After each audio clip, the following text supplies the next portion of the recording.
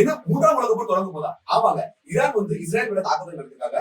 200க்கும் மேற்பட்ட மிசைல்ஸ் மற்றும் ட்ரோன் பாம்பு மூலமா வந்து அட்டாக் பண்ணிருக்காங்க. அவங்க காரணம் சொல்றாங்க பாத்தீங்கன்னா இஸ்ரேல் வந்து ஈரான் உள்ள தூதரகம் அட்டாக் பண்ணாங்க. அதுல வந்து ஒரு ஹையர் ஆபிஷியல் உட்பட 7 பேர் இறந்து போனாங்க. இதான் காரணமா சொல்லிருக்காங்க.